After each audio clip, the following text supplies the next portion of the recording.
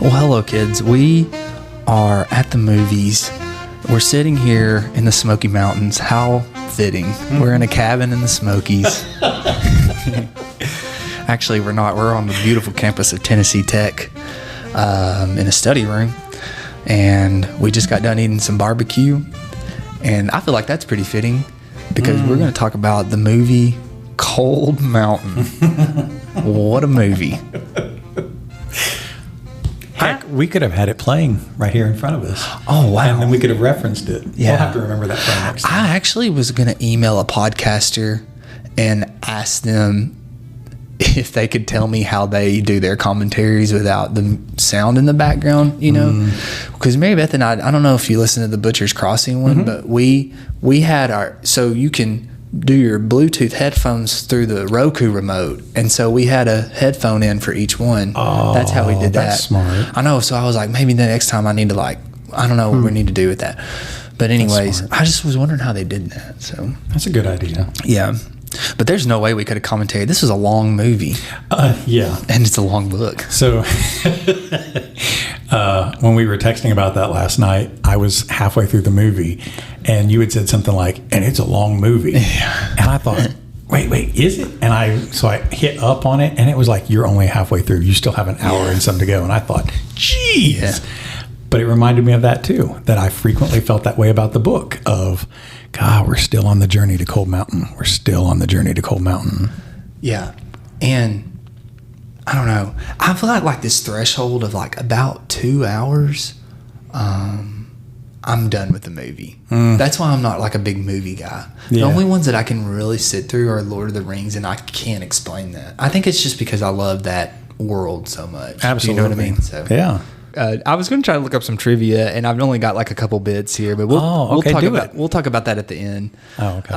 I will say this though. One thing I noticed, man, I feel like that they were. So I did like a little, not much research, but Oh Brother, Where Art Thou came out in 2000. And this came out in 2003. Whoa, is that right? Mm-hmm. Yeah. Oh, I thought it was after this. No. Oh, wow. Yeah. Okay. And I had a few theories on this because, man, I just was like, every scene you've got either at the time an A-lister or a future A-lister, you know? And I was just like, how many people have they gotten in this movie? Yeah. Even like Cillian Murphy popped up there, and I was like, oh my God. I should have sent you my notes because it's like it went linear from the start of the movie through the end. And every so often I entered in, hey, it's, and there's a new person. And I'd have to hit pause. And I'd forgotten Cillian Murphy had a little bit in this. Yeah. I just wondered, I was in 6th grade when Oh Brother, Where Art Thou came out. And I can still remember like how big of a pop culture thing that was. It was like a movie but also a musical at the same time, you know. And I can remember everybody was like so big on the Soggy Bottom Boys. Oh yeah. And Alison Krauss got real big around then, you know, because she had some, and then that was like her part of her band was the Soggy Bottom Boys, right? That's right.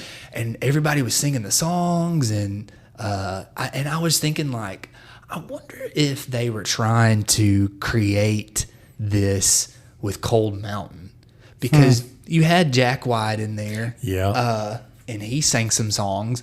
And every time I type in Cold Mountain on YouTube, his songs are like the first thing that come up. And then I can't think of his name right now. I can't believe it. The Gleason guy. Brendan Gleason. Yeah, Brendan Gleason. I was watching him play the fiddle at the beginning, and I thought, I think he's really playing that. And so I did some background, and he was playing that. Wow. Yeah, he knows how to play the fiddle and the mandolin. Oh. So I was like, man, that's authentic, you know. And so I thought they've really tried to make this like, I felt like an epic story, like the epic version of Oh Brother, Where Art Thou. Not that it's not epic, but because it's based off the Odyssey. But it's kind of like a comedy, I would think. Do you know what I mean? And this was not a comedy. Yeah. No. But I don't know. I just I don't know. What do you think about that? I felt like that's what they were trying to do. That was actually my third note. Oh, really? Okay. The same exact thing. So great minds. Yeah. Yeah, because you hear Alison Krauss singing My Aim True Love from the very beginning, and it made me immediately remember that she was really popular at the tail end of the 90s and in the early 2000s. And I was thinking about how when my dad and stepmom were getting married, she was cultivating her playlist for her wedding, and Alison Krauss was going to be on it. And it was like, that was such a popular, trendy thing, especially if you were a CMT watcher. You know? Well, I'm thinking about that cover she did, the If You Say Nothing at All. Yeah, that's what she wanted did that on there. cover, Yeah. and that was huge. And then, like right after that, she did "Oh Brother Where Art Thou," and her band, and she was kind of involved in. And so, Oh yeah, she was in it too, because she and oh come on, what's her name? She's a popular Nashville singer, or she used to be. Gray hair. They would sing. What's that song? Oh no, I know what you're talking about. Yes, Ain't Nothing But the Babe, something like that. Yeah, But I know what you're talking about. Yeah, you're gonna have to cut out all of my thinking there. No, I know what you're talking she was about. really popular at the time. They had a lot of that. And it made me just think, like, were they trying to achieve some sort of hit, spectacular, like "Oh Brother Where Art Thou"? like a cultural type. That's what I kind of feel like. And I don't know. I think "Oh Brother Where Art Thou" was so huge when I was a kid. And I guess more appropriate for kids that I can remember it being like this huge event. And I know I've said that on the book podcast, but the only thing I can remember about Cold Mountain is my mom just loved to watch it. And I don't know, maybe it was bigger at the time than I realized, because it was nominated for 7 Academy Awards. I do remember it being a big movie at the time, because watching it, I vaguely started to remember how April and I had watched it at our old house. And then this movie came out in 2004. 3. So this was a 2003. Yeah. So yeah, we would have had to have watched it about 21 years ago, something like that. But I could still have vague things about it that I remember this happening. I remember that. It made me just think, like, were they aiming for this to be a showcase of music, performance, whatever, in the same way that "Oh Brother," but it was like a more mature romance kind of thing. Yeah, I guess like more of an epic. That's what I kept thinking. Like, this is supposed to be like the same thing as "Oh Brother Where Art Thou," but on a larger scale. Yeah. And I mean, they were really pulling the actors in. Who all did we have? Jude Law was huge then. Nicole Kidman. I kept thinking that, like, I told Mary Beth, I've never really been like big on Nicole Kidman. And I don't know, she was not to me Ada. To me, she was. Oh no, I agree. And I agree. it just, she kind of threw me off a little bit every time. And not that she did like a terrible job. I just wasn't. I don't know. I just even when I read the book, I knew that she was Ada. And honestly, Jude Law was my Inman because I had seen him as Inman and I'd seen her as Ada, but she just didn't fit the Ada in the book. Does that make sense? Yes. And so, who I was thinking? And she would have been big at the time too. What about Kate Beckinsale? Oh, okay. I think she would have probably would have probably been better with that. Yeah, I think she would have probably been more of an Ada type, But I think that they were like really grabbing big name after big name. I mean, Rene Zellweger was huge then. Yeah. Who else was in it? So you've got Brendan Gleeson. Yeah. You've got appearances by Emily Deschanel, Eileen Atkins, Cillian Murphy. Natalie Portman was in it. Because, I thought, oh, look, it's little Natalie Portman. Yeah. And I had a hard time seeing her in that part and not thinking, well, you're only a few years off from playing Padme. That's what I was thinking too, yeah. And she just seems so young to be in that spot. The guy that played Pangle. He was in, what's that football movie? Was it Remember the Titans? Remember the Titans. And he's dropped a ton of weight and gotten jacked. Oh, I've not seen him. But you watch him and it's like, I remember that face. Charlie Hunnam. Oh, yeah, Charlie Hunnam. And Ray Winston as Teague. Like, you have a lot of people that are in this. And Jack White, we've talked about too. Yeah, it was just like names. Oh, is he popular? I didn't. Yeah, you didn't know that. I like Jack White. He's in Nashville, by the way. Yeah. I read an article about him living in Nashville, and it was talking about how he lived at the end of a cul-de-sac in this neighborhood he had moved into. I think it was in Franklin, of course. And the people there were talking about how they would like throw these monthly block parties, like neighborhood parties, just because they wanted to stay connected. And they talked about how the guy that lived at the end of the cul-de-sac would never come to those, but they would always have like this ton of food that he had paid for, and they couldn't figure out like who this person was. They hadn't really seen him. They just knew he lived there. But they were talking about how like generous he was. And then it come to find out it was Jack White. Wow. They said he finally came to one of their parties. And they were like, That's cool. Oh my gosh, Jack White lives at the end of the road here. So That's really cool. yeah. But yeah, no, it was like I said, if they were not A-list at the time, they became A-list at some point in their career, you know? Oh, and then the guy that, Sally's husband was the guy that was in Major League. That's he was right. the coach. 'Cause I had in my notes because I was watching it, and what does he say to her? He's like, ah! And I put, give him the heater. I was like, there he is. I got a guy on the other line wanting a pair of white walls. I'll have to get back to you. That's hilarious. Yeah. So Esco and Sally Swinger's actors, to be fair, were in a ton of 1980s stuff because I remember. But yeah, Major League. Oh yeah, that voice. Yeah, I know. Well, I thought the guy's face looks familiar, but I guess his long hair and he looked skinnier in that than he did in Major League. But then when he was like, no, I was like, oh, I know exactly who this guy is. I know exactly who he is. I saw Charlie Hunnam, and I was thinking he looks familiar. Who is that?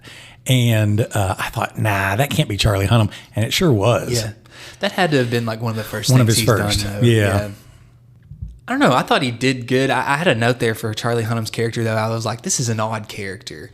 I was just thinking about like how he portrayed his character was odd because like he did that backflip off the thing and then shot the kids. And then when he got off his horse when he was there, he like did like this like acrobatic. And I was just kind of like, that's a weird way to say I'm going to take this character, you know? Well, who knows if it was the director's choice or his, but I don't remember that being part of the book. I don't either. Yeah. So why make him be like that? Yeah. And I feel like every now and then there was something weird in the movie that made me think, would this have been maybe just an oddball thing that an oddball killer like him would, I don't know. That's one thing I was thinking too is like, is he trying to show that this guy's off his rocker a little bit, you know? And I think he did that, but it was just, I don't know. I was just thinking, I don't think a guy in the Civil War would be backflipping off of it. You know, it just didn't fit does that make sense? It was weird. Could you imagine some of our students if this were the middle of the Civil War and now they are out as part of the home guard? Yeah. Could you imagine? Because you know the kids at school that can backflip because that's all they talk about. This guy can backflip. Let's go watch him backflip. And then they haul out their 6-shooter. Pow, pow. Got it. I did think, though, to give Charlie Hunnam credit, I felt threatened whenever he would just be sitting by the fire. He'd be looking out under his hat. He has good eyes or presence of face or whatever to make me feel like this kid could reach out and cut you. Yeah. Like he felt more threatening to me than Teague did. Mm-hmm. I know in Sons of Anarchy, when you watch season 1, his accent, his Welsh accent really comes through because you're kind of like, golly, I think that him having like a twangy accent really helped him out a lot, you know, because I don't know. He did remind me when he was like reading that proclamation when they had like established the home guard and he was reading it. I thought I've heard when I was living in East Tennessee, I've heard guys like that. Like there's that little anger behind it, and there's kind of like that "you can't touch me" type of I guess sound to it, you know. And I was thinking, he's doing a pretty good job with that. I will say this: that was the first note outside of "this is a long movie" on my notes was Nicole Kidman started talking, and immediately I was like, this accent is not going to work. This is not going to work. Are you and I like just copying notes? It's literally the first thing in my notes. Because the movie opens, you get the movie company or whatever, and then Ada says something. See, second note right there. Oh my gosh. Literally, my first note says, from the opening, Nicole Kidman's fake Southern accent has me groaning. Oh, God. Mine says, I immediately do not buy Nicole Kidman's accent. No, not at all. Okay, so I was going to talk to you about this. I just got done reading Demon Copperhead, like we've talked about today at lunch. And one thing that I do like about Demon Copperhead is they talk a lot about how we in Appalachia have kind of become like the butt of the jokes, you know, and how they were talking about how these caricatures that are invented in Hollywood and stuff, sometimes we think of them as tributes, but sometimes it's really them making us think that they're tributes, but it's just a joke, you know? And I was thinking, like, is that the best we could get? Was just the typical, like, well, there's a war going on here, you know? And I was like, because that's not, first off, that is not, and I know she's from South Carolina, from Charleston, Ada is, but that's just not, to me, the accent that I would go to, you know? I had in my notes that I think it's a mix of several things, because you have a number of people in this that are British. Yes, or I noticed that too. Because you've got Jude Law, Ray Winstone as Teague, Charlie Hunnam, Jude you've got Law, you said Nicole Kidman, Brendan Gleeson, yeah, I was going to say him. There's another one too, and I can't think. Cillian Murphy, yeah. And there's somebody else. I know, I can't think of who it is. But I mean, so every many time British people. Yeah. And one of the comments that I had in here was like, what is this supposed to be all about? Is it because their accent somehow contributes to what is it? I had 3 Brits, an Aussie, and somebody else all playing roles as Southerners. Is that convenient because their accent somehow contributes to, I don't want to say a degradation, but an evolution into an Appalachian accent? Or is it just because they were all A-listers at the time? Yeah. But I feel like Jude Law's accent, I didn't struggle with one bit. No. But I also didn't feel like he was overworking it. No. Nicole Kidman always felt like she was really trying to sell me on it. Yeah. I thought Gleason's accent was pretty good, but I think it's because, like you were saying, he's Irish. And I remember there was a linguist that I used to, because accents and language have always interested me. Sure. Like, how are we the same people but talk different? Do you know what I mean? And there was a linguist that I used to watch on YouTube, and one of the questions, it was a video, he was talking about the Appalachian accent, and he was saying, like, if we want to be honest, our accent is probably the closest we're going to get to, I guess, the homeland, you know, because so many Scotch-Irish people lived here, and that's why we've got that, like, well, I just said Irish, like that I and our R's are kind of hard, you know, like the Irish stuff like that. And so I thought, well, that's easy for Gleason to slip into that. It's so close to what he already speaks, you know. He's just kind of he's got to tone it down. He's got to tone down his own accent just a hair, you know. Even right there, hair, you know. See, our listeners are never going to hear that in my voice, because I was ripped away from our homeland when I was like 3 and made to go live in the barren wastes of Ohio. You're a Yankee. And I learned how to talk through my nose. And then I come back in 7th grade, and y'all have these wonderful accents that I never grew up with. Well, I appreciate that. I've been told other things about my accent, so I appreciate that. Well, they're wrong. Because if they're saying that, they're also all moving here because they want their kids to talk like this too. Oh, maybe. So that's another thing we talked about in class one day. I was like, you guys realize your accent might be disappearing. You know? True. That's another podcast for another day. We could sit on that for hours. But I also wonder, like, you have to believe that the director, the producers spent so much time having the actors learn how to do things. Like, I'm sure they made them spend a weekend or a week beforehand learning how to do these things on the farm, learning how to shoot, learning how to do this. You cannot tell me they did not have qualified, talented voice coaches working with them. I was thinking you had to have a linguist on set. So they were okay with Nicole Kidman and, like, it just passed? I don't know. Or is it because she was so popular at the time, coming off of Practical Magic and whatever else she was doing? I don't know. I did not believe it 1 minute. Yeah. And Jude Law's take on it, he kind of had that, like, Ada Monroe, you know, which I know kind of sounds goofy, but Mary Beth was kind of watching bits and pieces of it. We were watching it. And that's something we were talking about, is like that Carolina accent has that O in it, like go here and stuff like that. And so for me, it wasn't like a big deal when he was like, are you Ada Monroe? Because I was like, I mean, that kind of sounds like what I would think. I don't know. I was torn on Zellweger's accent because at times I thought she's really nailing this. But then at times I was like, no, she's making fun of us right now.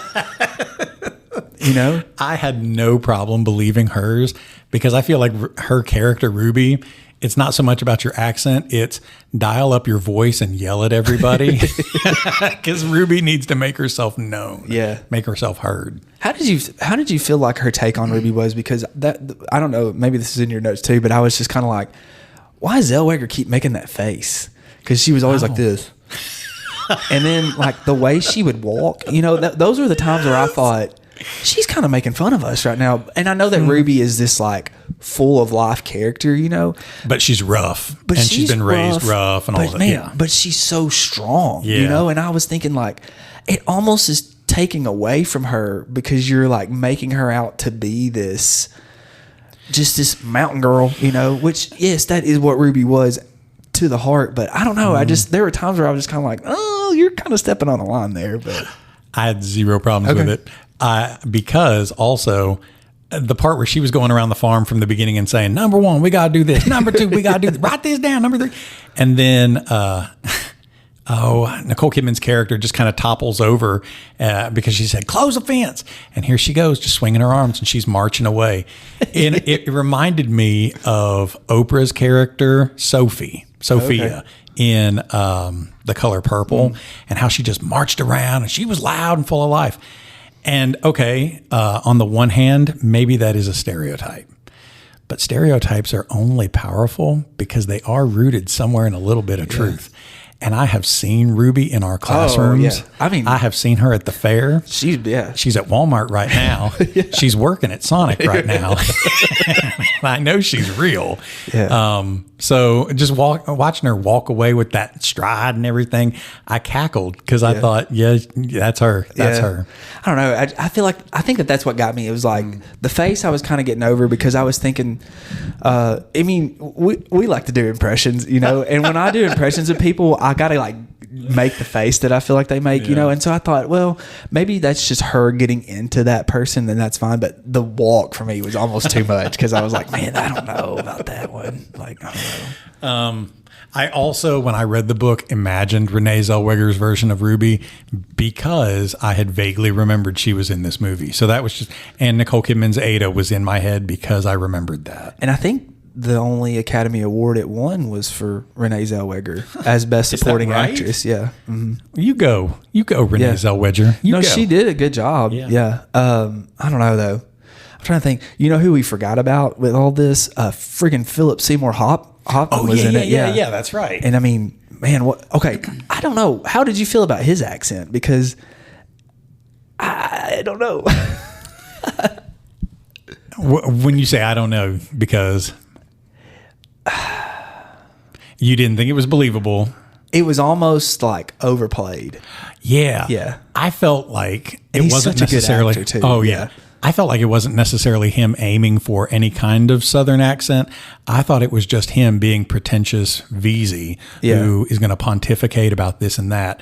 But really, we're not getting anywhere and you're going to get us killed. Yeah, that's kind of what I was thinking too. I was like, he's almost overdoing it, but at the same time, wouldn't VZ have VZ seems like he would be like that. Yeah.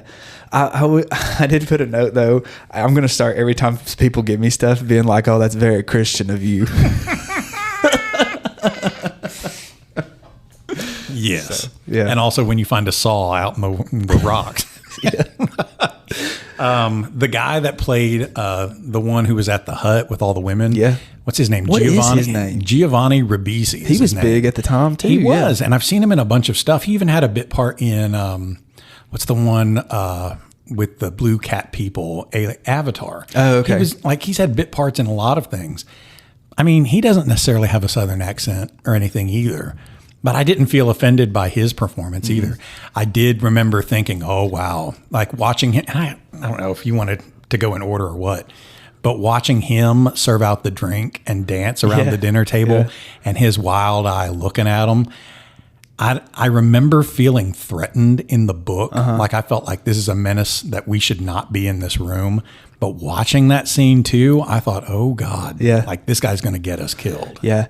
It did remind me of kind of like just mountain people getting a little too drunk. And in one of, again, we're mountain people, one of us will get just a little too rowdy and you don't want that person to get rowdy. And I was thinking he's about to cross that. Even though we knew it was about to happen. Yeah. I thought he portrayed that really good. Like, I'm the bad boy, and you're about to find out, you know. Yeah. And if I didn't know better, I would have known better when he said, "Well, I got to go out and check my traps." And I was thinking, red light, red light, red light. This is the trap right here. This is it.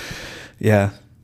I just think that Jude Law portrayed Inman really well, though. You know, I like Inman's character because he's so quiet. He was quiet in the book. I can remember watching the parts with VZ and him telling, what did he tell? Oh, he told VZ something about like, I just want to find something to eat right now. Like, do you know what I'm talking about? And I can remember when he said that to VZ thinking, this is like the first real emotion that Inman's let out towards a person. And I did think that Jude Law did a really good job of portraying that. Yeah. For me, that's one thing that I liked about Inman's character is that his struggle is not just, I need to get back to Ada. And it's not because he's this sappy, overly in love, gushy, whatever. Like Inman struggles because he is such a quiet dude. Yeah. And he's not easy to communicate his feelings or his thoughts about things. He's just very, I don't want to say withdrawn, but he's very internalized. He's just walls up kind of guy and keeps to himself, thinks of stuff. And I know plenty of people that are like that. Mountain people that I'm related to who are just quiet and just keep to themselves and don't need to run their mouths like Jason Crockett all day long, right? Well, I think, you know, sitting here talking about it, I think that the book and the movie did a good job at portraying mountain people, because I feel like we've got our three types of mountain people presented. We got your introspective, deep thinking Inman who kind of stays quiet. You know, he's a good person, but he's not going to talk a lot. You know, you've got your like benevolent people like Sally and what was her husband's name? Esco. Yeah. Sally and Esco, you know, they just want to help people out. And then you've got your rowdy, insidious types like Charlie Hunnam, like the guy we were talking about at the hut. You know, I feel like that those are like the three types of mountain people, and they were all portrayed, I thought, pretty well, you know. Also the drunk pastor who's been into a lot of bad stuff. That was very Christian of him.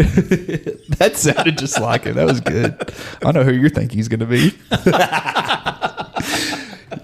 One thing I did put a note on there, because I can remember this line being in the book, since we're kind of in this area of the movie, when they go to saw the cow up, the bull up, and Inman goes, let's do this in chapters. I remember that being in the book because I thought, what an interesting way to say we're going to saw up an animal. Like, let's just do this in chapters, you know? So I thought that was cool that they put that in there. I agree. Do you want to talk about Inman and his role as a Confederate? Sure. Because we're fresh off of our interview with Troy Smith, and I just saw him walk from his car to go into his office. He just passed by a few minutes ago. Man, we should have like banged on the window. Troy! Hey, we're talking about Cold Mountain. Get up here. You remember us? You know he's seen it. Get up here, Troy. Yes. But he was telling us about, you know, that archetype of the reluctant Confederate, and it's super easy to identify now because you're watching, and here's Inman's character who does not seem to be so, you know, into this Civil War. The book does go back and forth, and there are flashbacks, but the movie structured it different because it gave you a lot of that before Inman actually decides to go AWOL, which is where the book begins. Right, yeah. That was a note that I'd put in the battle and stuff. I was like, it's been, 2 years since we read this? 2 years. And I was like, I don't remember this being in the book. Right, because the book just starts off with he's convalescing, he's got the neck wound, and he's decided, I got to get back to Cold Mountain. But it gives Inman the chance to demonstrate that he's that reluctant Confederate. Yeah. Would it have been more or less palatable if he weren't?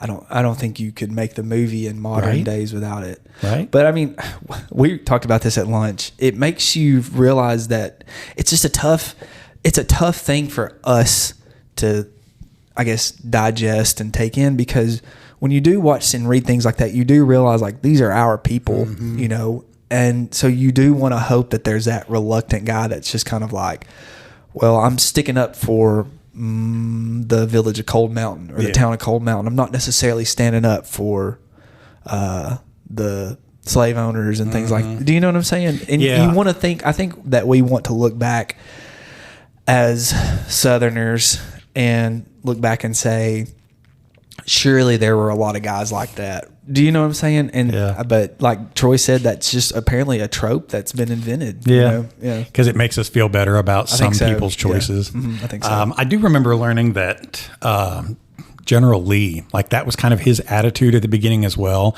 because he didn't necessarily want there to be a civil war, but it's not that he sided with Union or with Confederacy. He sided with Virginia. Yeah. And was just like, I'm a Virginian. So whichever way my state goes, that's the way that I have to go. Yeah. And kind of a chance for him to like command an entire army. So is that true, or was that I don't know. history rewriting General That's Lee why to we be needed Troy up here. God, call him. He's your family. That's right. You were talking about in the beginning, like I didn't remember this part, right? They didn't have that in the book because I had written down here, who is this Oakley guy? Yeah. I didn't remember him. No. And when they have the explosion and then the Yankees are just cascading against that crater that they've made, Oakley and some of the others rush into it. Inman stands at the lip of this, and it's nothing but chaos, and there's hundreds of guys down there that are being trampled and shot at and mauled, and there's dark, there's fire, there's smog and human filth and everything. And at that point, I thought, wow, if this is supposed to be a comment about the ugliness, the brutality that people like Inman, whoever, have been faced with, that this is what your civil war is going to bring about. Yeah. That's all the image I needed. Yeah. It was rough. But then Inman leaps into it. And I was thinking, whoa, why? And I'd forgotten it's because this Oakley character went in there. And I thought, what does Oakley matter to him? But that's the point, is Oakley's this boy from back home, and I got to at least help him. Mm-hmm. Man, and that scene was so rough and violent, which, you know, I mean, I'm sure it was Hollywoodized or cinematized or something like that. But man, like I was thinking when the guy, do you remember the part where the guy steps on the guy's head, you know? And I was thinking, you know, that happened. Like people were just oblivious to what was around them. So I do think that they did a good job of not romanticizing that part of the war. Oh, yeah. Yeah. No. Do you think that they romanticized any of the aspects of it? Maybe other than the fact of like we've been talking about the reluctant Confederate, you know. Okay. I do want to think that there had to have been people like that, you know. I want to think that. I don't know if it's as common as like Troy has said. It's in like all the westerns, and you know. And so it makes me now think when I see these guys like, well, here he comes, you know, here's our reluctant Confederate. But I do think that they kind of maybe romanticized that part of it, but that was how Frazier presented Inman as well. Yeah. You know? The parts that I felt were romanticized were the idyllic life, the idyllic world of Cold Mountain. Like that's what I thought was really being romanticized. Like, sure, it's hard for Ada and Ruby to get the farm under control. It's hard that, you know, plenty of people are starving, but the movie seems to make it seem like they quickly tame that. And the place becomes very habitable and beautiful again. And they seem to be doing okay with each other. And Ada's even reading to her by candlelight. And Ruby picks up a book and says, well, I like that. Yeah, I remember that part. I like this. You know, that I felt like was being romanticized. But not the war aspect. No, I don't think so. Like. Yeah. How long did it take in the book for them to get that farm tamed? I mean, a while. Yeah, it was like 2 years, wasn't it? Yeah. Because she even sells off the piano, and they get some food, some seed and stuff, a hog, and she says, well, if we're careful, we might survive this winter. But the movie just makes it seem like a hop, skip, and a jump, and now, you know, the property's cleaned up. Yeah. Which that goes into Cold Mountain is such a rich, deep, epic type novel, and you've got a movie here when it's 2.5 hours, and we're sitting here saying, how long is that? But so you've got to, I guess they had to like manage that. Am I wrong? But at the end of Cold Mountain, when he runs into Teague and them, the war is over. Oh yeah, and they're still looking. They're just wanted to look for him because you've gotten on our nerves, basically. Right. Yeah, I had that written down in here, is that in the movie, I feel like Teague is much more of a nuanced villain. Yeah. Like I get that he's a bad guy in the book, but in the movie, they made this whole backstory for him that his granddaddy used to own Cold Mountain, and he wanted this property, but your daddy bought it up. So it's like, oh, he gets to be this melodramatic villain who's coming after the young damsel, Ada.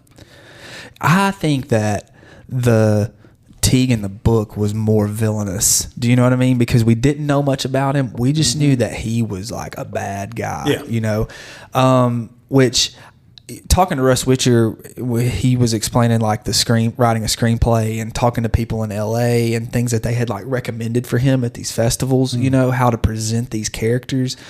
That's what, like, he talks about how, you know, these guys in this train robbery were all bad guys, but we got to have one guy to pull for. So how are you as a screenwriter going to make your protagonist sympathetic? Do you see what I'm saying? And I think with Teague, they wanted an out and out antagonist, and we need to have a reason not to cheer for him. Well, then you've got this is my land, and you're lucky you're living here. You know, you've got that guy, and then he's kind of like, what does he say to Ada? He's like, I'm not nobody. You know, you know, he's like, he keeps saying, this is my field, woman. You listening here, woman? This is my field. It's gonna be my field. Yeah. And so you're getting mad at that, and then you got on top of that, he's riding with Charlie Hunnam's character, who we've already talked about, makes us uncomfortable to watch because we're like, you're like a powder keg, you know. So I think I understood why they chose that for Teague, but I still think I prefer the Teague in the book because, like I said, he was like, you just didn't know who this guy was. He just kind of like appeared from the shadows. Do you know what I mean? I do. Yeah. And so it just makes me feel like, I think that's why I like the mini series type things better, because you could probably work that in a little bit more. Cause like middle of the season, well, here's your antagonist. He's this bad dude and he's Teague, and we don't know anything about him other than he hunts runaways and kills them, you know. But it's a lot easier to be afraid of that shadow when you don't know anything for him, when you don't have the nuance. Yeah. But this was the irony for me, is because when you look at melodrama characters, you have the young hero, you have the damsel in distress who's virginal, she runs an orphanage, whatever. And I guess if you squint, tilt your head to the side and look for it, Ada's farm is the orphanage because she's got Ruby there and her, and then eventually Sally Swanger. And that's all being threatened by the millionaire from the bank, right? And that's Teague, is that he's this melodramatic character. But the movie gives him nuance. And here's another thing with that. When he comes upon Pangle and Stabrod camped and he makes them play, man, again, I felt menace. I felt threat. Like, you know, they're here to kill you. Yeah. Stabrod knows they're here to kill us. And when he says, you know, play for us, he's like, yeah, sure. Okay. There's no talking your way out of it. And Stabrod knows that too. But when Pangle starts singing and he's singing, why does Teague get up and turn and start singing? Like, we go into an extreme close-up on his face while he's struggling to get some of these lines. Like, he remembers this. Like, was that supposed to be a scene of here's Teague somehow being, I don't know, affected by his humanity, being affected by, well, these are Cold Mountain people too, being affected by, we're not so different, and maybe this war wasn't worth it. Like, I don't know what that was supposed to be about, because after the song's over, he turns around and it's like, no, I'm committed to killing him. Do you think that they were trying to make Charlie Hunnam's character like the main antagonist because he's ultimately who kills Inman, because he's the one at the fire when they get done singing. You can tell he looks at Teague really annoyed, and he goes, are we going to get this over with? Right. You know, like, he's ready to kill. And I feel like in the book that was more Teague. Teague would have been like, Teague would have had them play because he would have been like a cat playing with its food, right? Like, play me a song here, Stabrod. You know I'm about to kill you, but I'm going to make you suffer through this. That was Teague to me in the book. Hunnam's character was so less visible in the book. Like, he was there, but he was not the presence that Charlie Hunnam's character in the movie was. And even when they were at Sally and Esco's and they were trying to get the sons to come out, like, who's doing all the dirty work? Right. It was Charlie Hunnam, you know, so who was dancing. Right. Like, you bring up that he was leaping and back flipping and everything. Well, here he's dancing across the fence. Yeah. So I wonder if they were trying to paint him as the main antagonist. Do you remember that part in the book? No. It was only referenced. Yeah. Like, it was just briefly referenced. Right. And I remember hitting that part in the book because in the movie it is so brutal. Yeah. Like, it's cold. And I just remember I was like, wait, did I miss something? But no, in the book it's only very briefly referenced. But in the movie they make a whole scene about it. But I wonder again if that's them trying to say, this is our main bad guy. Charlie Hunnam is your main bad guy, you know? Because all Teague does is like, I mean, I thought it was weird that they ran that sword through Esco, and he was like, "Don't ever offer me a bird again." Like, the dude's dead. Like, why would you even say that? And then he rides off, and they basically stay there and like torture the mom and stuff like that. So I just wonder if they were. I wonder if he would be the antagonist of the movie. The surface level of my answer is no. I still feel like Teague is presented to be like the main one, but Charlie Hunnam's character is just a different kind of villain, because in the movie, my take is that Teague's character is still so nuanced that we at least have some sympathy for that devil. Charlie Hunnam's character is a psychopath. Yeah. And he's murderous. He's laughing. He's backflipping. He could kill anybody or just sit there and glare at you. Like, that's the one. It's kind of like a Batman villain. He's Red Grant. You can't reason with a psychopath like that, because he could turn around and just kill you. He could smile at you, whatever. Teague, we at least know what he wants.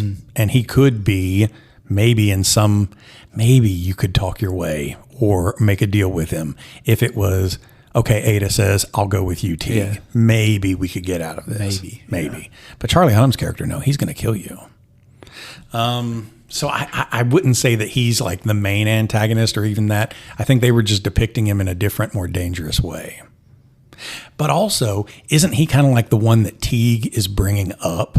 Kind of like a father-son in a way relationship here. Yeah. And so it's kind of like, is this going to be the consequences of what we're doing if we go down this Civil War route, that we're raising up a generation of boys like this? Yeah. I think so. Yeah. Something that I really liked. Do you remember the church scene, the singing? Yeah. I told April last night, he's going to get so sick and tired of me bringing this example up, but it showed them singing, and I'd forgotten that was part of the movie.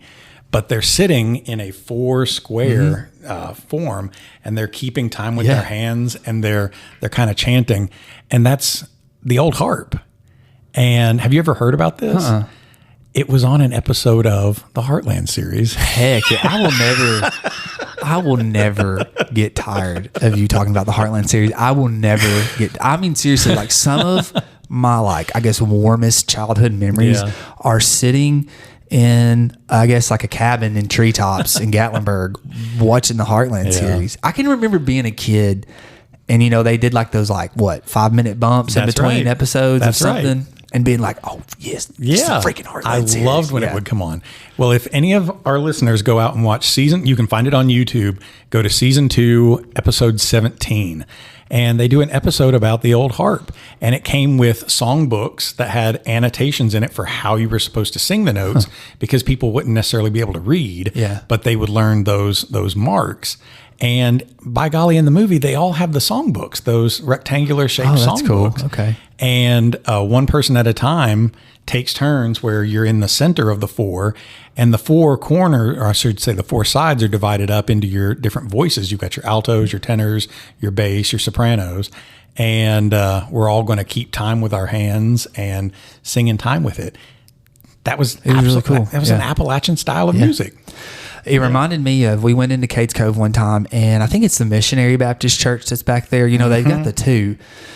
We went back there one time and we parked, and we could hear people singing on the inside, and went in, and that's how they were singing. Okay. And it was just like a bunch of probably like college kids. So I assumed that it was like a Christian college choir, but they had kind of gathered around in a little square, like a circle, more or less. Yeah. But they were sitting there, and the way that they were singing sounded exactly like that. And it was like one of those minutes where you just kind of sat there and kind of listened, because it was like, I don't know, it felt old. Do you know what I'm saying? And so I remember listening to those people sing like that in the movie, and I thought, oh, I've heard this before, so that was really cool. But I did... Nicole Kidman's character, though, when she was like really like, she was tomahawking. Yeah, because I was like, what are you doing? But the music she lives is in Nashville, so she could come across this. Right. So I'm sorry. I'm sure you're a great person. Well, Jack White also lives in Nashville. He's the man, so he knows. I don't know. It's not that I necessarily love that style of music, but it hit a chord. Yeah. Not Yeah. to beat a metaphor to death or anything, but it hit a chord inside, and I was like, that is the music of our people. That's a very Appalachian thing. Well, that's what I was saying. It was like, I don't know. It's weird that you think that, isn't it? Because when I went to Cates Cove and heard them singing that, I was thinking, this feels right. It felt right. Yeah, it's just weird, isn't it? Like, I don't know. Maybe there is something ancestral within us that responds to that. I think so. I really do think so. But I also think too, like, this is going to sound so dumb, but like, you know, like, is it one of those moments where, like, especially when you're in a place like that, where like these ghosts kind of come alive, and it's like, this is part of this. Right. You know, I don't know. I know that that's probably dumb. No, I don't think so Do at you all. think that that's also like, this is probably going to be so Appalachian centered, so those listening outside, y'all are just going to have to get over it. But do you think that that's just like kind of something that our region is like so specific because we're so connected to our ancestors? And I think we talked what? Just like this idea of like these ghosts like being around us and things like that. You know? Well, I think we talked about that before with Midnight in the Garden of Good and Evil, I think. Wasn't it? It was one of our earlier recordings. We had talked about something like that, right? Maybe it's just something in our heritage, or maybe it's something that has been bred into us. If we were a people who had been wandering in search of a culture, that we wouldn't necessarily feel that. But we have been rooted here for enough generations that something about that still calls to us when you hear it. Yeah. I mean, I've said it a billion times now. I left Tennessee when I was like 3 or 4, and I came back when I was 12. But there's something in me that when I hear that in the Heartland series, it felt right. Yeah. I will say this, Mary Beth, I've told you about how she's been all about Champ Ferguson lately, you know, and she was telling me something that I didn't know about the other day, because we were talking about our family's history and how we've got our genealogist and he's tracked us back to Switzerland and all that stuff. And Mary Beth was saying, though, like, it's hard for people in our area to trace their roots back to Europe, because she said she had read an article that said when people got settled into Appalachia, they would say, well, where are you from? Even if they were from Germany or Switzerland or England, they would say, I'm from America. Like, they were like, I'm American. Yeah. And so they essentially like cut that life off and said, this is where we're at, you know? So that would make sense. I don't know. It's just an interesting thing to think about. And I'm not knocking. I know that there is probably stuff like this in the Northeast and Midwest, and we're just probably not as familiar with it because we're not up there. That's not our people. Right. But I don't know. It's just interesting to think about how our people, like you say, have kind of come through and come about. Yeah. And I mean, we're lucky that when I look on Acast, we've got people all over the country that listen, you know, whether it's just one episode or they're following along. So I know that there is culture out there. You know, I know that the Northeast has their culture, and I know that, you know, the Midwest has their culture. And I'm thinking too, like the Southwest definitely has culture.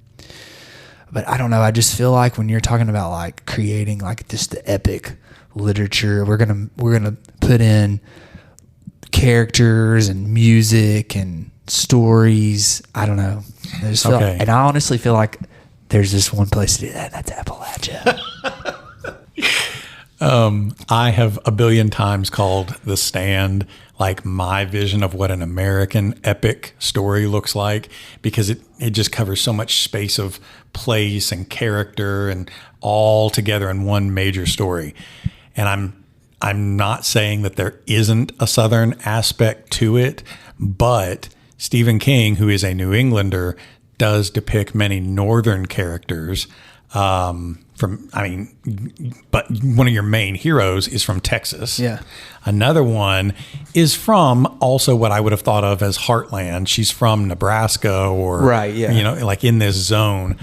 But you really don't get a lot depicted of the South in that. You really don't get anything from Appalachia depicted in it either. But I still feel like that one is a broad depiction of America. Yeah. And I love America. Oh, yeah. I love traveling America. Golly, if we didn't love America, we wouldn't get so heated up about some of these topics. Yeah. I mean, we've been to Colorado, and that was a lot of fun, and met some cool people there. And like I said, Arizona was great, you know, and a lot of culture there. And in Arizona where we were at, you know, because like I said, you had like the native tribes there contribute so much culture to that. I think too, I wonder, you know, this is kind of getting off to the side a little bit, but I really like reading books in the South and I really like reading books in the Southwest. And I just wonder if that's like really our hotbed of culture, because Courtney and Kristen and I were talking about how in the South, our culture is so entwined with African-American culture, you know, and that makes it so rich. And then we've even got like the Cherokee, the Creek, you know, we've got that, that ties into that. And we just have like so many layers of culture here. And then you go back to the Southwest and it's like the same thing. You know, you've got Mexico and you've got the Spanish and then you've got the native tribes that are there, you know, and I just wonder if these are like our little hotbeds of culture. You know what I'm saying? Sure. So I just wonder if that's why I'm attracted to those, because it's just sense. like deep layers of culture. Again, not that there's not culture in other places, but I just feel like that's like, If there wasn't so much culture here, why are they moving here for it? Good question. Because it's where it's at. When you would ask, like, do you think that that's a thing, that there are ghosts that like inside us that call out to that?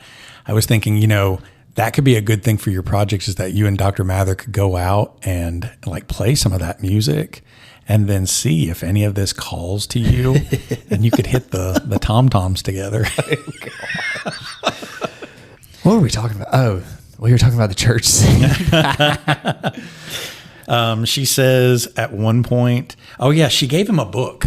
Oh yeah. I don't remember her giving him he has her picture in a book that he's reading in chapter 1. And I mean, it may have just been 2 years ago, but I don't remember her giving him the book. But in the movie, it makes a big deal about how she gave him this book by Bartram. And she said, what was it that he writes about these here parts? And that would be like if you were going off to war and Mary Beth gave you a Charles Frazier book. Yeah. Or if April gave me, I don't know, some sort of recording of the Heartland series or something like that. I feel like that relationship was depicted in a really personal, intimate way from the get-go. And I have read people say online that they didn't know if that really was how it was presented in the book. And I also struggled with feeling like they were correct in saying that. I felt like it was clear from the get-go that Inman and Ada felt an intense connection for each other.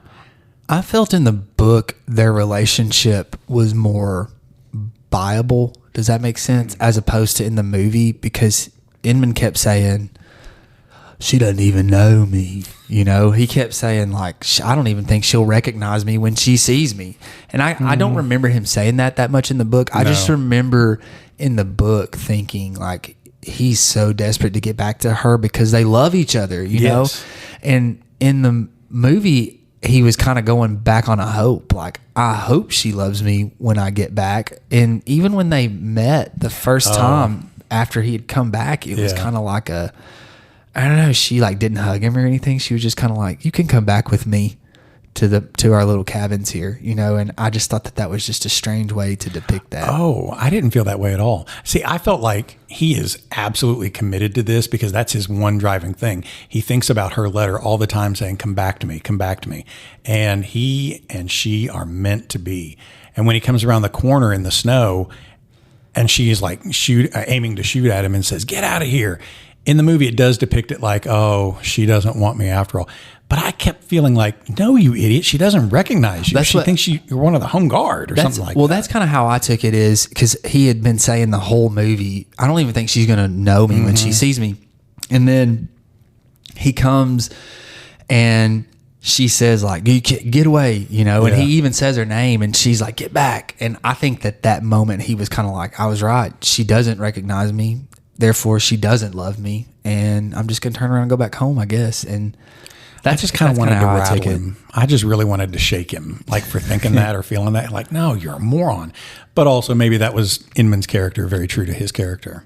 In the book, I remember it was a Christmas party or something, right, where they were together and she sat on his lap. Oh, yeah. And it was like a very intense, personal moment. So I think it was that scene where he's standing outside in the rain, you know, because he does come in. He comes into the back, and he's sitting in the kitchen, and she goes in to get the drinks, and he's in the kitchen, and she's like, "Why won't you come to the front?" And he says, "I'm too wet. I'm not going to go." And then she sits in his lap, and they kind of have like that really close, yeah. I just never struggled in either the book or the movie feeling like, no, these two feel for each other. Yeah. No, I don't know.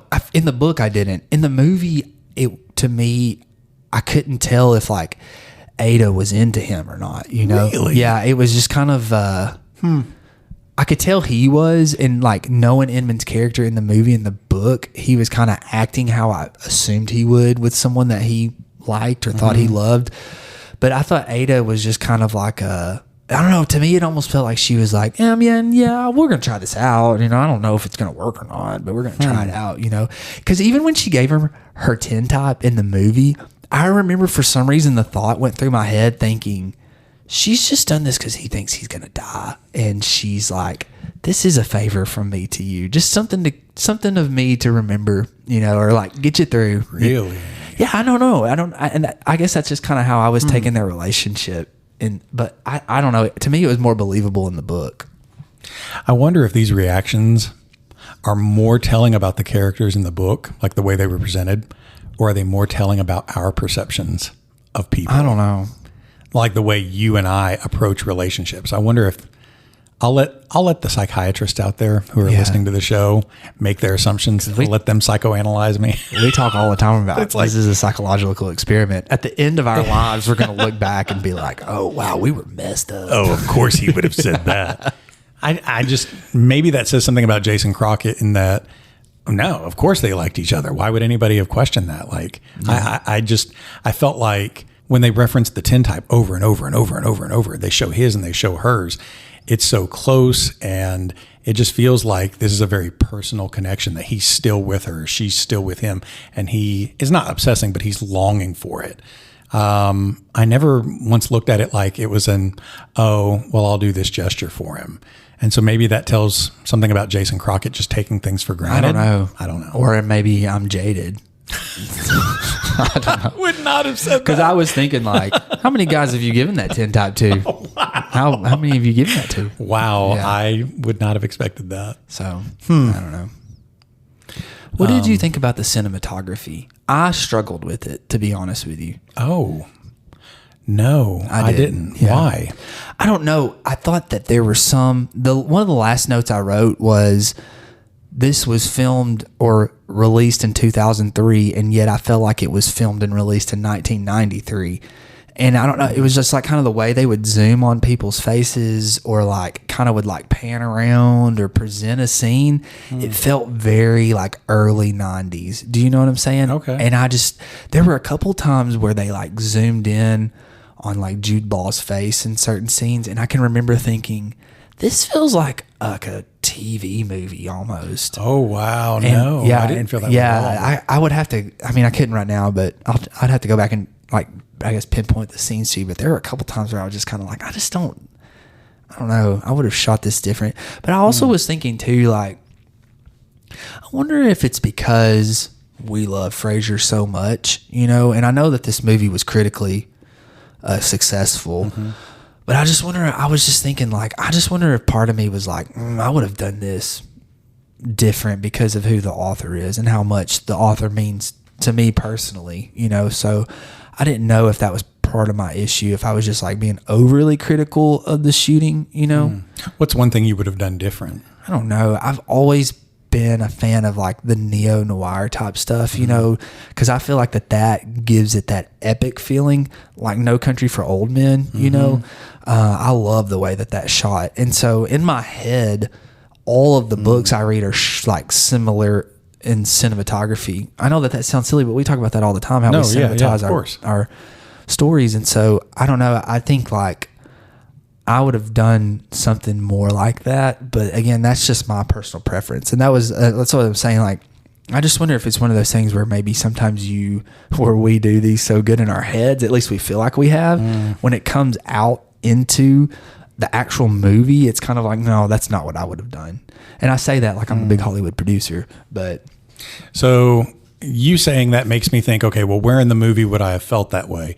Maybe when he first comes upon VZ and he's bemoaning this woman that he's about to throw over a cliff. I feel like, you're standing here at the edge of a ravine. It is dark, and there's this man just down there over the edge where you can't see him just yet. Why are we so close in on Jude Law hunched in the dark, creeping down through the trees in the rain or whatever? And then even when he and VZ go back into town, you don't get any kind of like big image of the town or anything. You get just a close up of them on the street. And maybe scenes like that feel like, okay, well, we've wasted all of this scene around us that may somehow, help inform them. But there were so many other scenes that I really liked watching. For example, Inman on the road, when he's walking through the cornfield and you have the big shot of the cornfield and there's somebody waiting for him. And then eventually some escaped slaves are coming out of the corn. Or Inman when he's walking and you've got these streams that are beside him and it's this aerial shot looking down at Inman who's still on the road. You get the aerial shots of the mountains. I felt like there were so many times it reminded me again and again and again of the Odyssey. And I know when we recorded about this before, I'd thought, is there something about the Odyssey? And I haven't watched this movie in 20 some years, right? But watching it again and again and again, I felt like, okay, this is the Odyssey because he keeps coming upon these locations or these trials or whatever. And it just felt like Odysseus on the road. What do they call him in "O Brother, Where Art Thou?" I am a man of constant sorrows. And that comes from Homer's epic. Like that's what they refer to Odysseus. There were just so many shots that I felt like, okay, we're getting the big picture view of Appalachia, and here's this man in isolation. I wonder if the movie made it more like the Odyssey because you were talking about Teague now, and that kind of makes more sense too because he was trying to be a suitor. Yeah, that's right. And she didn't really have that in the. Did she not? Oh, she had plenty of suitors in the novel.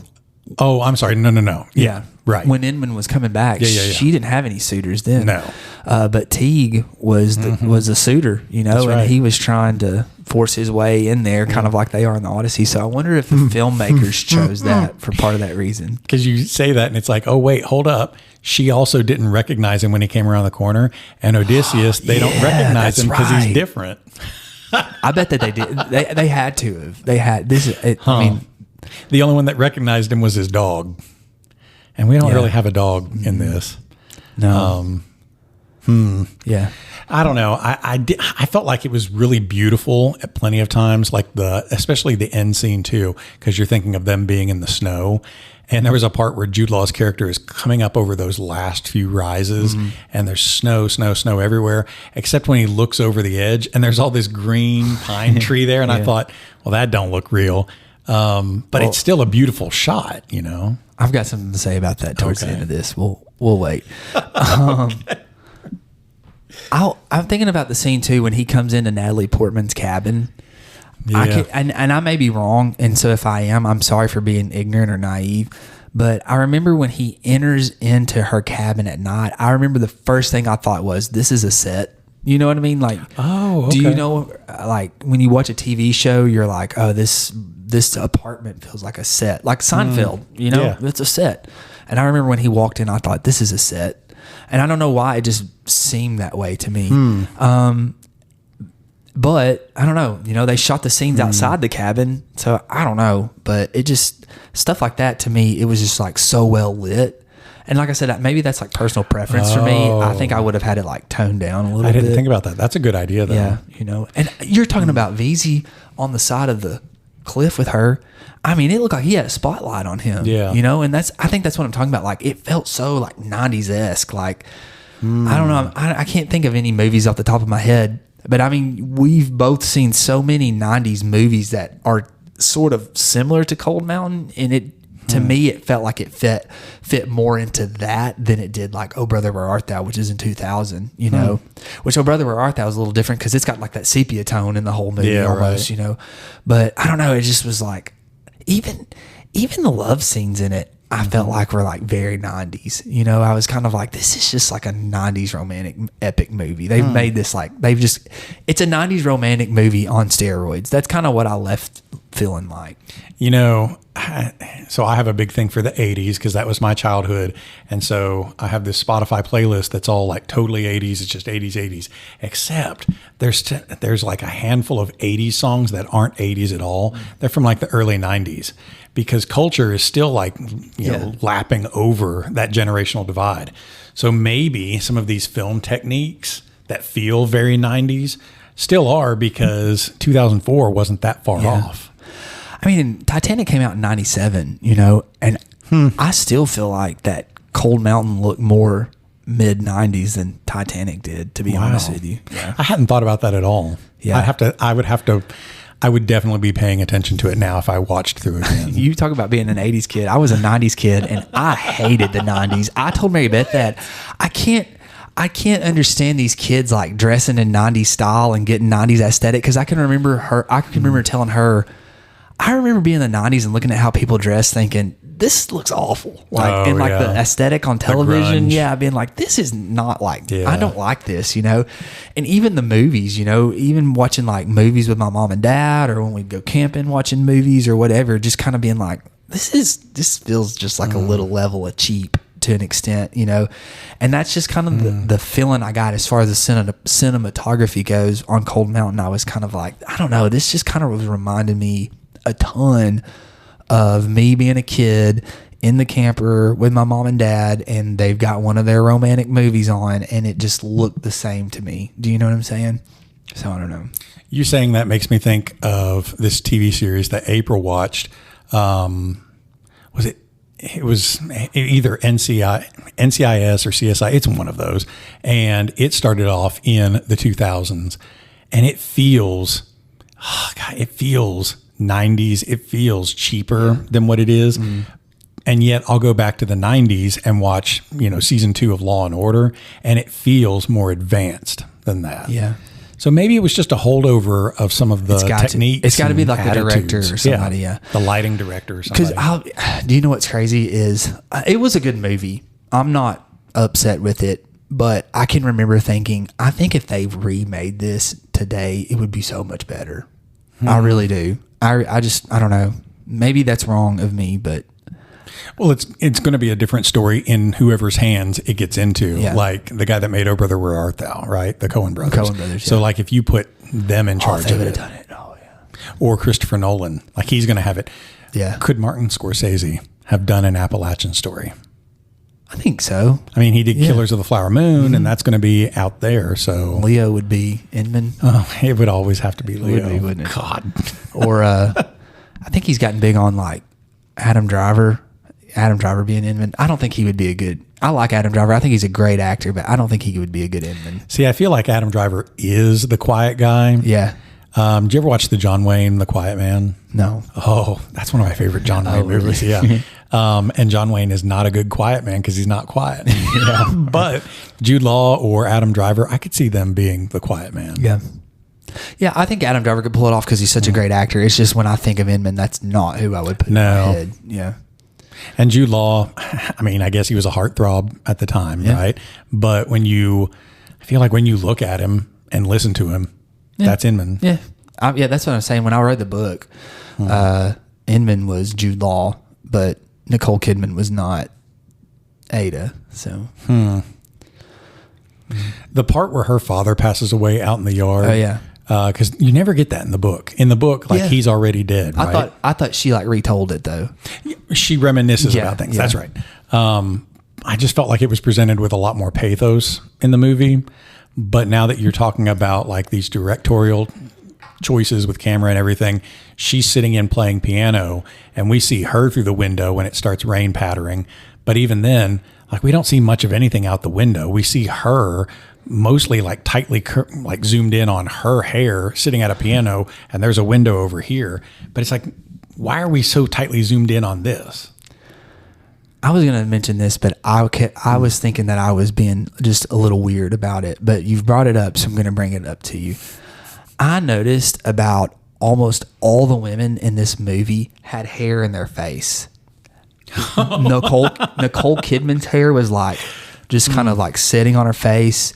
Rene Zellweger's hair was just kind of most of the time just kind of like resting on her face, and I kind of got it was happening so much that I thought, I wonder if this is like the director kind of being like, oh, this is sexy to me, and so I'm gonna have this like casually tossed hair, and because it was happening all the time. I can remember a specific scene. You're talking about her at the piano.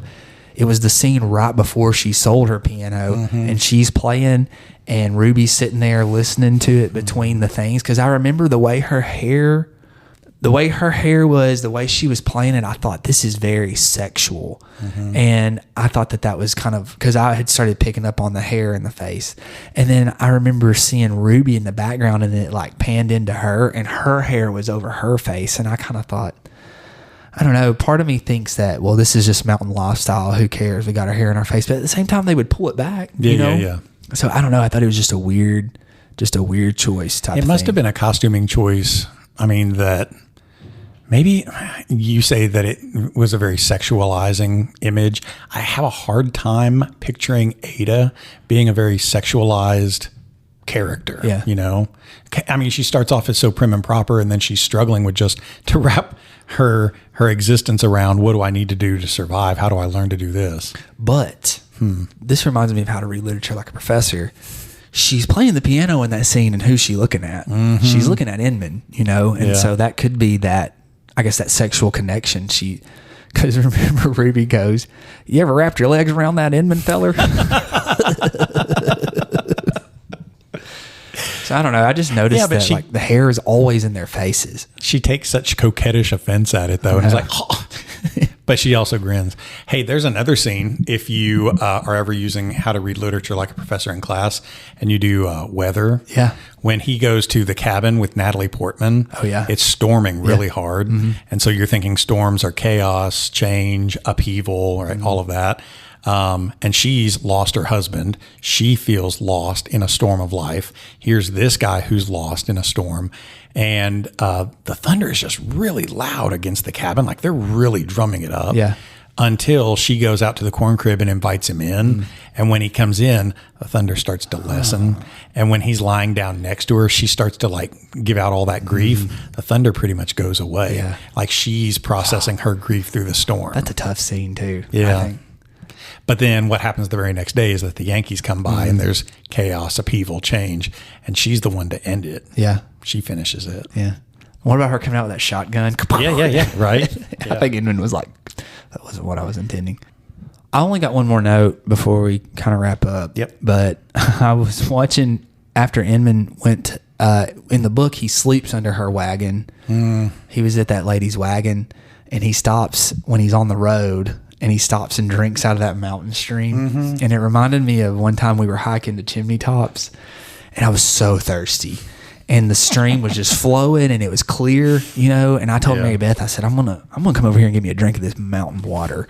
And she was like, no, don't do that. You don't know what you're drinking. And I said, Mary Beth, this is mountain water. You can't get purer than this. I was like drinking it up, and I was like, man, that's good mountain water. And I was like, that's coming from God right there.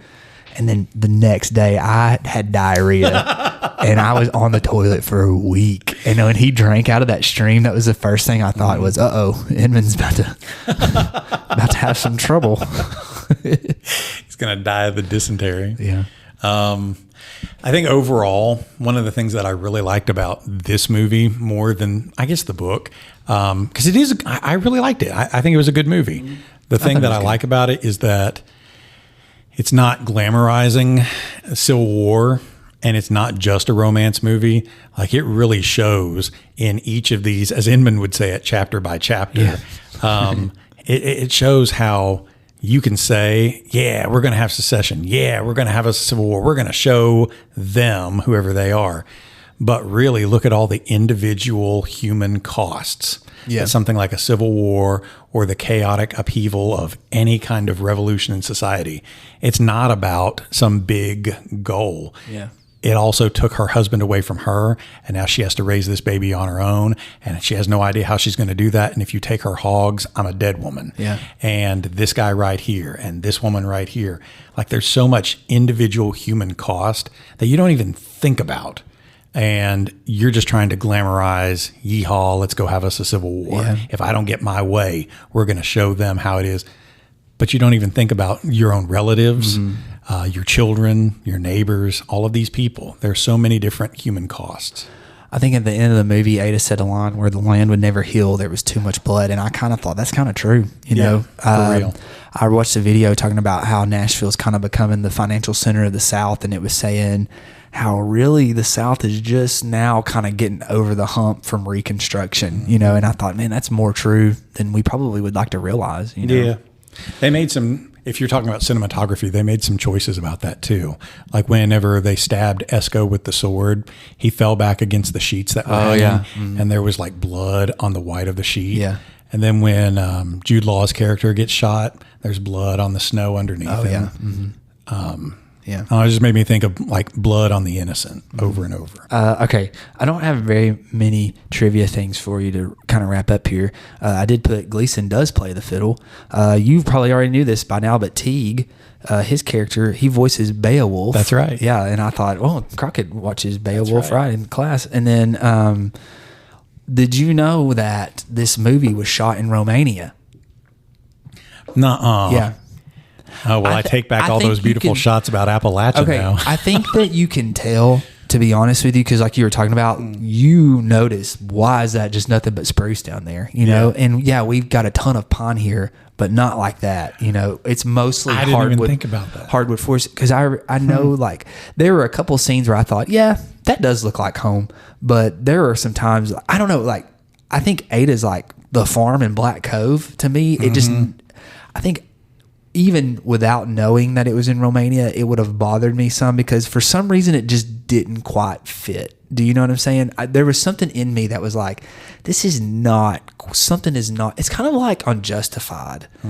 The show is set in Kentucky, but you look in the background, there's these big tall mountains and you're like, yeah, it looks like Kentucky, but something's not right. And then I went and read and they shot it in California.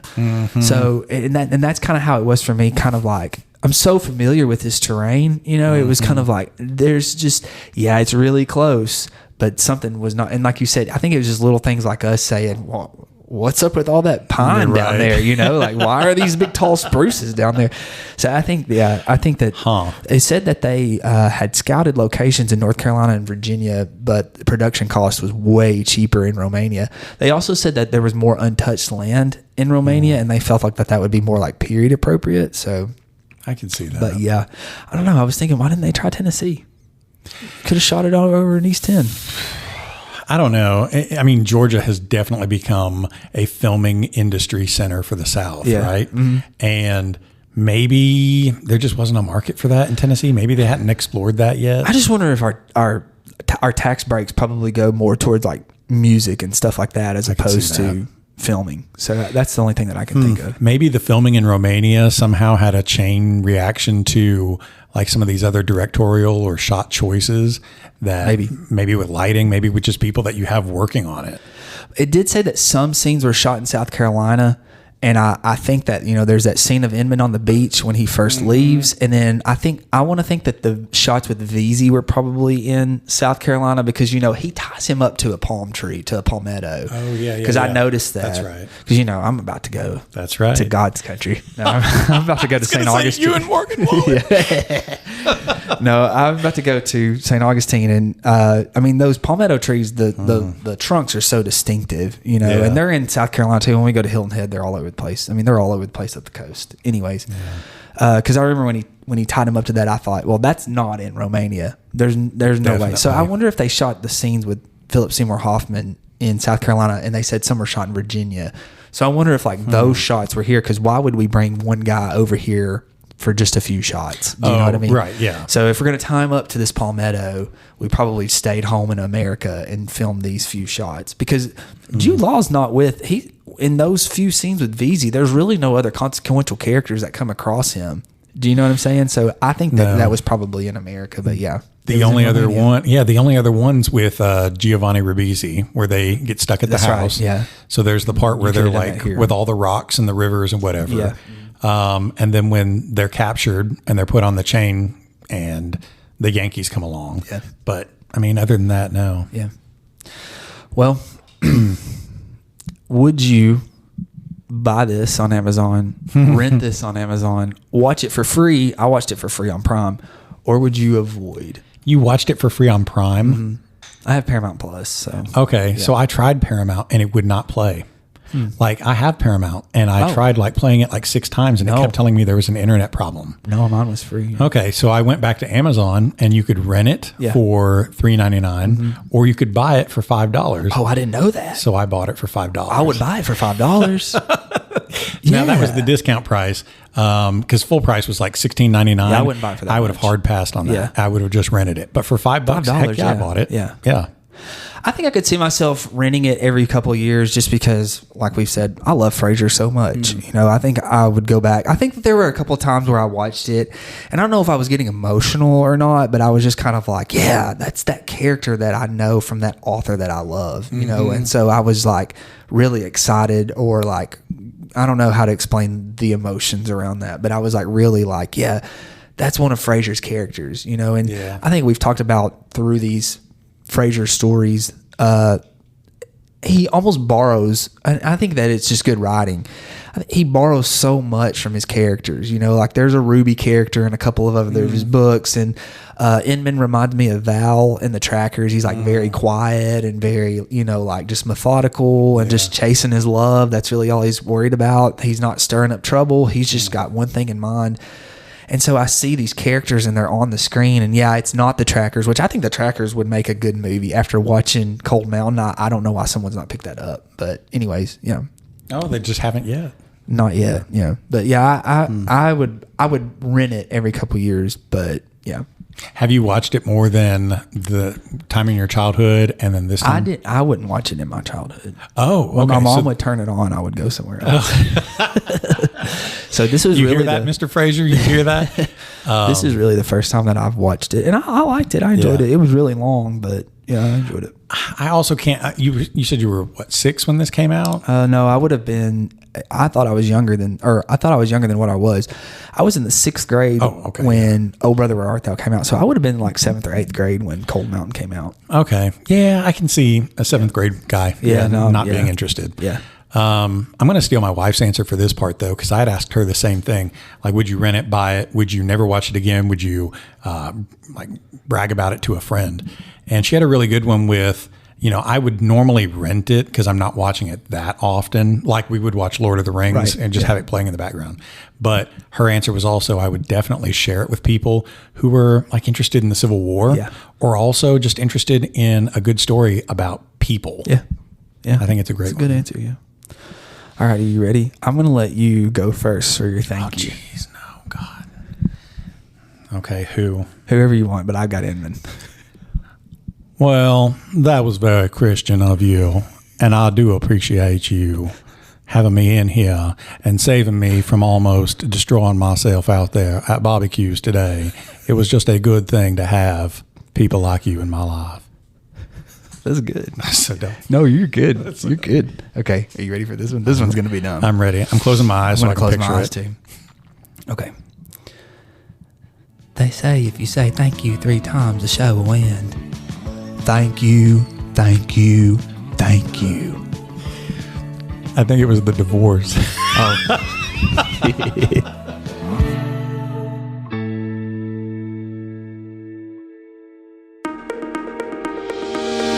Hey, if you're a fan of good conversations and fresh takes on literature and the kind of school stories that stick with you long after the bell rings, well, I've got a podcast for you. It's called With Honors, and it's where my high school students have taken the microphone, not just to analyze books or talk about our lessons, but to reflect on what we've learned this year, have conversations about what surprised them, how our literature and classroom experiences connect to their real lives.